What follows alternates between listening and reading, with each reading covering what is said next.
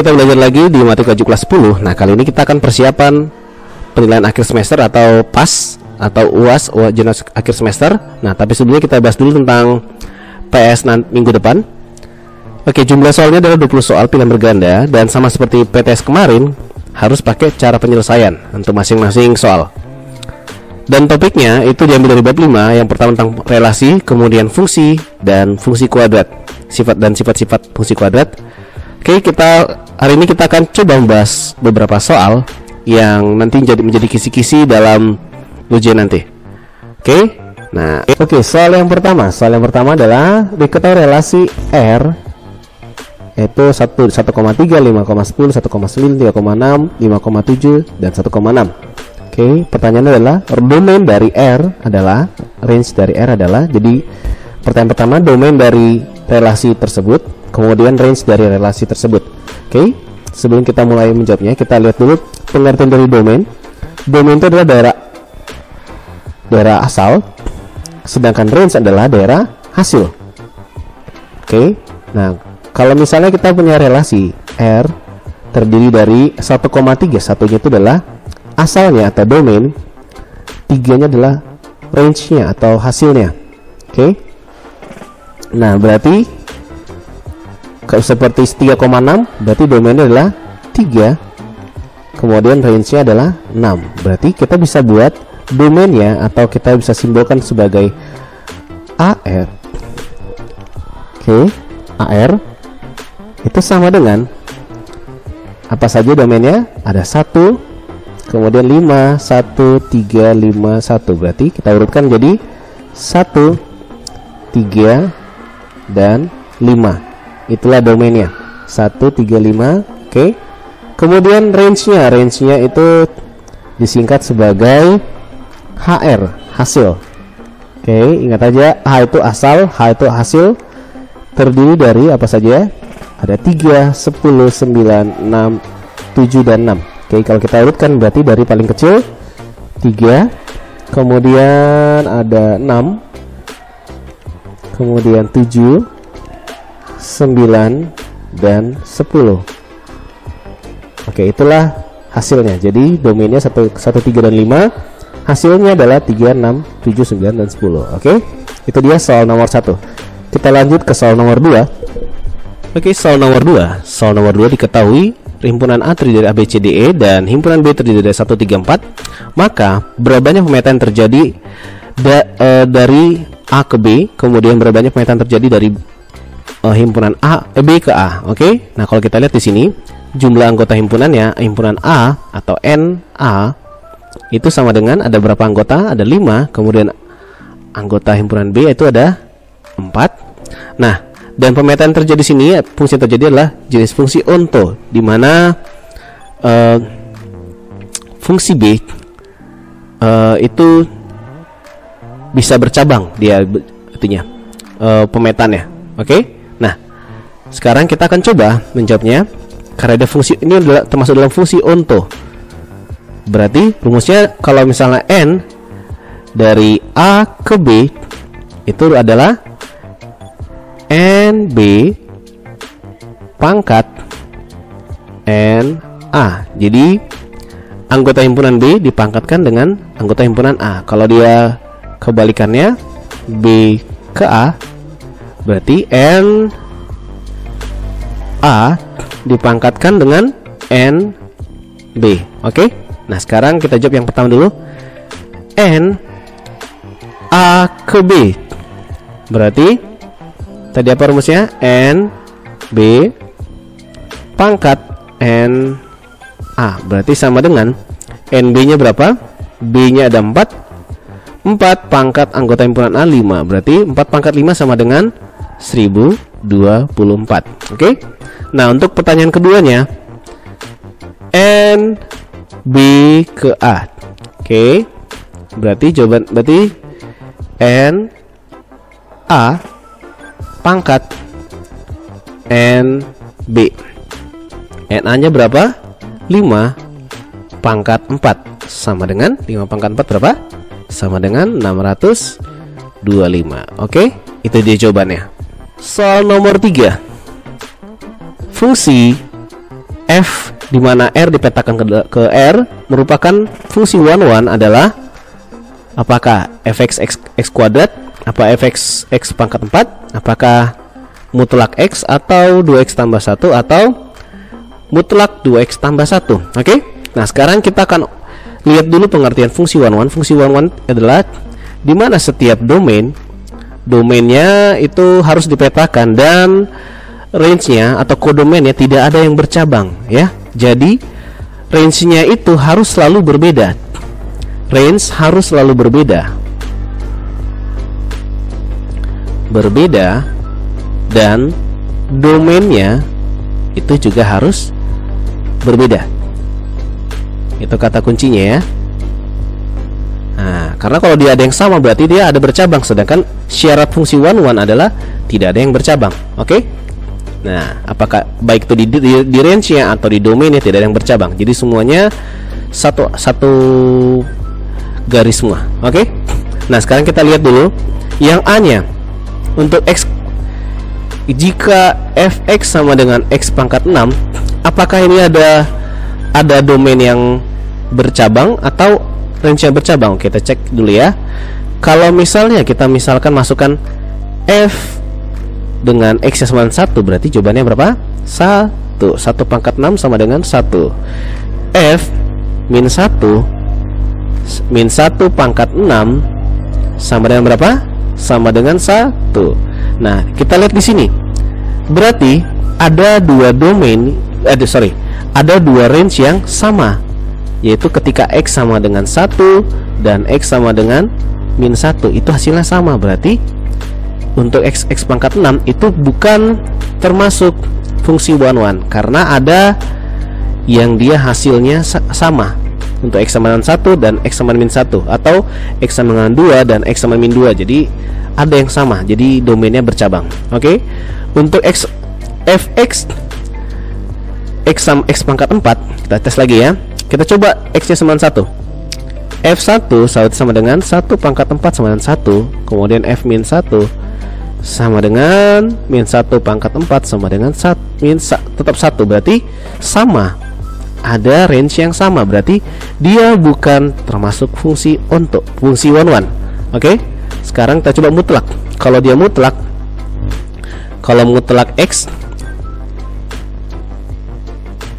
mutlak x, oke, kita coba ya dari x sama 1 ya. F1 berarti sama dengan mutlak 1 sama dengan 1. F min 1 berarti mutlak dari min 1 sama dengan 1. Kita lihat di sini hasilnya sama, berarti dia bukan termasuk fungsi one. Oke? Yang berikutnya tadi 2x tambah 1. Oke. Fx sama dengan 2x tambah 1. Kita coba kalau dia misalnya dari 1 dulu ya. 2 kali 1 ditambah 1 sama dengan 3. Kalau dia 2 ditambah 2 kali 2 ditambah 1 sama dengan 5. Coba kalau minus, yang angka negatifnya f min 1. 2 kali min 1 tambah 1 sama dengan, berarti min 1. Yang 2, kalau x sama dengan 2 berarti min 2, berarti 2 min 2 tambah 1 sama dengan min 3. Oke, jadi kalau kita lihat tidak ada hasil yang sama atau range yang sama. Jadi ini termasuk fungsi one. Oke? Nah, untuk yang E nya, kalau dia mutlak, fx sama dengan mutlak dari 2x tambah 1. Kita coba ya dari 1 dulu ya. 2 mutlak dari 2 kali 1 tambah 1 sama dengan berapa? Mutlak 3 sama dengan 3. Kalau dia min 1, 2 min 1 tambah 1 sama dengan min 2 tambah 1 min, berarti min 1 sama dengan 1. Coba kalau dia 2, berarti 2 kali 2 tambah 1 mutlaknya, berarti sama dengan 5, sama dengan mutlak 5. F min 2 mutlak dari 2 kali min 2 tambah 1 min 4. Min 4 tambah 1 berarti min 3 ya. Min mutlak dari min 3 sama dengan 3. Nah kita lihat sini ada sama. Ini dia. Nah berarti ada range yang sama, berarti dia tidak termasuk fungsi one. Berarti jawabannya adalah yang D. Itu dia. Oke. Kita lanjut ke soal nomor 4. Soal nomor 4, jika jumlah himpunan A sama dengan jumlah himpunan B sama dengan 7, maka berapa banyak pemetaan one dari A ke B? Oke. Nah, kalau kita lihat di sini, ini adalah pemetaan one di mana jumlah himpunan A dan himpunan B sama. Berarti kita bisa pakai rumus jumlah pemetaannya adalah N dari A ke B itu sebanyak N A faktorial atau N B faktorial karena jumlahnya sama.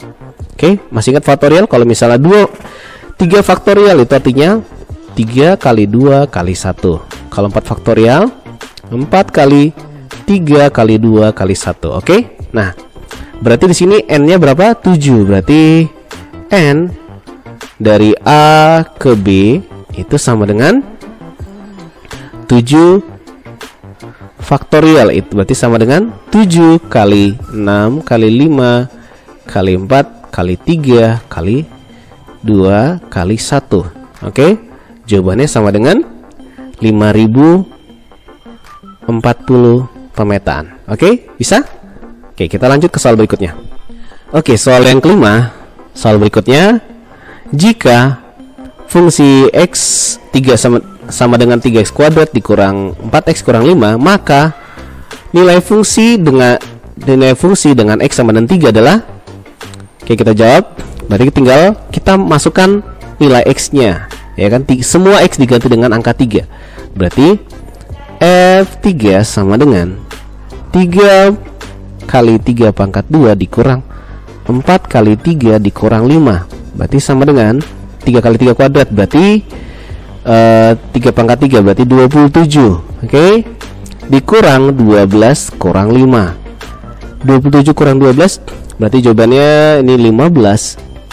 Oke, 15 dikurang 5 berarti sama dengan 10.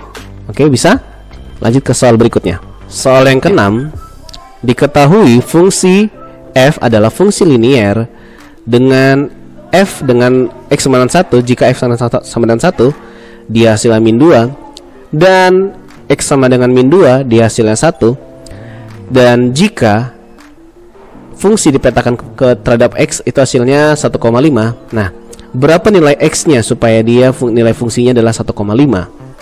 Oke. Nah, sekarang kita coba bahas satu persatu dulu. Kita lihat dulu kata kuncinya. Kata kunci adalah fungsi linier. Linier itu artinya dia terdiri dari x pangkat 1 atau variabelnya itu pangkat 1. Berarti kita bisa misalkan sebagai ax tambah b. Oke. Atau kita bisa misalkan sebagai, misalnya kalau kita mau pakai x bisa misalkan an tambah b. Bebas. Oke. Nah, sini kita akan coba supaya sama, kita misalkan sebagai x saja. Oke, berarti kita mulai dari F1 dulu. Kalau dia F1 berarti sama dengan kita masukkan AX ditambah B. Ganti X-nya jadi 1 sama dengan min 2. Oke, berarti A kali 1 ditambah B sama dengan min 2. Berarti A tambah B sama dengan min 2. Itu persamaan yang kita dapat pertama. Oke, yang keduanya F min 2 itu sama dengan 1. Berarti masukkan AX-nya. Berarti A dikali min 2 ditambah B sama dengan 1. Berarti min 2A ditambah B sama dengan 1. Oke, kita punya dua persamaan. Kita tinggal eliminasi saja. Yang pertama, A tambah B sama dengan min 2. Kemudian yang kedua, min 2A tambah B sama dengan 1. Kita tinggal kurangkan saja. A dikurang-kurang 2A berarti 3A. B dikurang B habis. Min 2 dikurang 1 sama dengan min 3. Berarti A sama dengan min 1. Oke, A sama min 1 berarti kita bisa masukkan ke dalam salah satu persamaan. min 1 kita masukkan dalam sini saja. Yang pertama saja yang lebih gampang variabelnya. Berarti min 1 ditambah B sama dengan min 2. Berarti B sama dengan min 2 ditambah 1 atau B sama dengan min 1. Berarti A min 1 berarti, dan B min 1 berarti persamaannya adalah min X dikurang 1 itu sama dengan, berarti persamaannya adalah fx sama dengan min X dikurang 1. Oke. Nah, supaya dapat nilai 1 setengah, berarti kita buat saya sama dengan 1 setengah. Berarti berapakah X nya supaya dia 1 setengah? Berarti min X sama dengan 1 setengah ditambah 1. Berarti min X sama dengan 2 setengah. X sama dengan min 2 setengah. Itu dia jawabannya ya. Oke, jadi persamaan tadi kita sudah dapat. Persamaannya adalah fx min X kurang 1. Nah, supaya dia hasilnya 1,5 berarti kita tinggal masukkan saja sama dengan 1,5. Nanti akan diperoleh X nya berapa. Oke, jawabannya min 2,5. Oke, lanjut ke soal berikutnya. Oke, soal yang ke-7, diketahui fungsi X dengan persamaan 3x kuadrat tambah 10x tambah C kuadrat dikurang 1. Dan ketika F dengan X sama dengan 0 lah, di hasilnya adalah 15. Kemudian maka C nya berapa? Oke. Nah, ditanya C nya. Oke, kita mulai saja. Tadi di sini jika F dengan domain sama dengan 0 dengan X sama dengan 0, berarti F0 kita ganti semua X menjadi 0. Berarti 3 dikali 0 kuadrat ditambah 10 kali 0 ditambah C kuadrat dikurang 1. Itu sama dengan nilai berapa tadi? 15. Oke. 3 kali 0, 0 ditambah 0 tambah C kuadrat dikurang 1 sama dengan 15. Ini habis. Berarti C kuadrat sama dengan 16. Berarti C sama dengan C kuadrat sama dengan C sama dengan akar dari 16. Hasilnya adalah C plus minus 4. Berarti C sama dengan min 4 atau C sama dengan 4. Itu jawabannya. Soal berikutnya, soal yang ke-8 adalah titik potong grafik fungsi fx x kuadrat tambah 2x tambah 2n tambah 4. Rel sumbu Y terletak di bawah sumbu X jika batasan nilai n adalah, oke, kita lihat sini ya. Titik potong sumbu Y. Oke, kalau sumbu Y kita masih ingat kemarin, ini dia sumbu Y. Kalau dia ini sumbu Y, ini sumbu X. Nah, kalau dia berpotongan di sini, lihat di sini bagian sini, dia itu syaratnya adalah C lebih besar daripada 0. Oke? Kalau dia pas di sini, berarti syaratnya adalah C itu sama dengan 0. Kalau dia di bawah sini, berarti syaratnya adalah C-nya itu harus lebih kecil dari 0. Oke? Nah, sekarang kita lihat titik potongnya. Titik potong grafik fungsi terhadap sumbu Y itu artinya titik potong grafik fungsi terhadap sumbu Y itu artinya adalah titik potong sumbu Y, itu artinya ya. Nah, oke. Nah, di bawah sumbu Y berarti kita harus dapat kriterianya adalah C harus lebih kecil dari 0. Yang mana tuh C-nya? C-nya adalah 2n tambah 4. Berarti C lebih kecil dari 0. Berarti 2n tambah 4 lebih kecil dari 0. 2n lebih kecil dari min 4. N lebih kecil dari min 2. Itu di jawabannya. Oke, gampang kan? Yang penting kalian ingat kriterianya dan baca kata kunci dalam soalnya ya. Apalagi kalau titik potong terhadap sumbu X, sumbu Y itu ada kata kunci dan ada kriteria sendiri. Oke, lanjut ke soal berikutnya. Soal berikutnya soal nomor 9.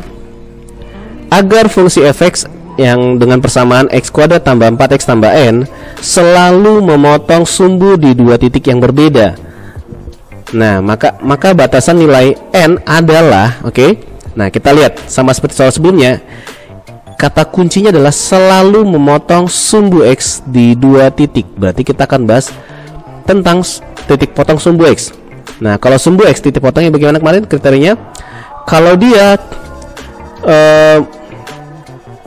ini sumbu X misalkan, kalau dia memotong di 2 titik seperti ini, itu D-nya harus lebih besar dari 0. Kalau dia memotong tepat di 1 titik, itu D sama dengan 0. Kalau dia tidak memotong sama sekali sumbu X, itu berarti D-nya kurang dari 0. Sedangkan D tersebut adalah D itu adalah B kuadrat dikurang 4AC. Oke?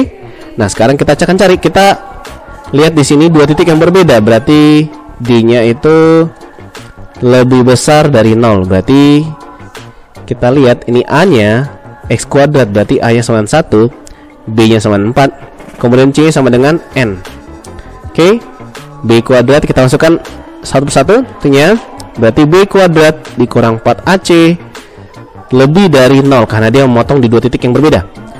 Berarti B kuadrat berarti 4 kuadrat dikurang 4 dikali A-nya sama dengan 1, C-nya itu sama dengan N lebih dari 0.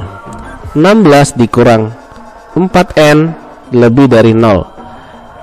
Min 4N, kita pindahkan 16 nya sama dengan min 16. Oke, berarti N itu negatifnya kita pindah, tandanya berubah menjadi kurang. Min 16 dikurang di per min 4, berarti berapa? N kurang dari 4. Itu dia jawabannya. Jadi dia akan menotok titik di 2 titik ketika N-nya itu kurang dari 4. Oke, lanjut ke soal berikutnya. Oke, kita masuk ke pembahasan soal terakhir, soal nomor 10. Jika fungsi Gx dengan persamaan Px kuadrat dikurang P tambah 1 X dikurang 6 mencapai titik tertinggi untuk X sama dengan min 1, maka nilai P adalah Oke. Nah, materi sebelumnya kita sudah bahas tentang, kita sudah belajar tentang sifat titik puncak pada fungsi kuadrat. Nah, misalnya nih fungsi kuadratnya, di sini titik puncaknya. Oke. Nah, titik puncak atau P kita buat terdiri dari X dan Y. Nah, X-nya tersebut itu disebut sebagai sumbu simetri. Oke. Dengan rumus sama dengan X S sama dengan min B per 2A. Oke. Nah, kemudian tuh Y-nya sendiri itu disebut sebagai nilai max atau min. Oke. Nah, kenapa dibilang max? Ketika dia titiknya tersebut berada paling tinggi. Nah, atau bentuk kurvanya seperti ini terbawah ke bawah. Nah, min ketika fungsi kuadratnya bentuknya seperti ini. Nah, jadi titiknya berada di bagian paling bawah, maka disebut sebagai nilai minimal. Nah, oke. Rumusnya adalah Y sama dengan B kuadrat dikurang 4AC per min 4A. Oke. Nah, kalau kita lihat di sini, ini fungsinya kemudian mencapai tertinggi untuk X sama min 1. Berarti ini apa? X sama min 1 itu adalah XS-nya. Itu dia, XS sama dengan min 1. Oke, yang dicari tanya adalah nilai P-nya. Berarti pertama kita cari dulu di mana titik puncaknya. Oke, titik puncaknya kemudian kita bisa tahu nanti nilai P-nya berapa. Oke. Nah, kita coba saja. Nah, tadi X sama dengan min 1, berarti XS-nya itu sama dengan min 1. Kemudian persamaannya Px kuadrat. Ya, kita coba Px kuadrat ditambah dikurang P kurang 1, P tambah 1 dikurang P tambah 1X, kemudian dikurang 6. Oke, berarti A nya itu sama dengan P, kemudian B nya itu sama dengan min P tambah 1, kemudian C nya adalah 6. Oke, kita coba dulu dengan XS nya. Apakah kita langsung dapat P nya? Oke, XX tadi sama dengan apa? XX sama dengan min B per 2A. Min B per 2A. Oke, kita masukkan berapa min 1 tadi? Min 1 sama dengan min B, berarti min dari min P tambah 1 seperti ini per 2A. A nya berapa? P juga, berarti 2P. Oke, 2 kita kali silang, berarti min 1 kali 2P, berarti sama dengan min 2P, sama dengan minusnya habis, berarti tinggal P tambah 1. Berarti kita tinggal pindahkan P nya, min 2P dikurang P sama dengan 1, berarti min 3P sama dengan 1, P sama dengan min 1/3. Itu dia jawabannya. Oke. Nah, itu saja yang bisa kita kerjakan. Nah, demikian pembahasan soal kita hari ini. Silakan kalian belajar di rumah, latih-latih kembali materi kita sebelumnya, dan untuk tugas-tugas yang sebelumnya silakan kalian bahas kembali, karena soal-soal UAS nanti itu akan diambil dari Oke. Demikian pelajaran kita hari ini. Bapak ucapkan selamat belajar. Kalian persiapkan diri kalian untuk menghadapi UAS nanti, UAS minggu depan. Bapak yakin pasti kalian bisa dapat nilai yang terbaik. Oke, sampai jumpa di pertemuan berikutnya. Bye bye.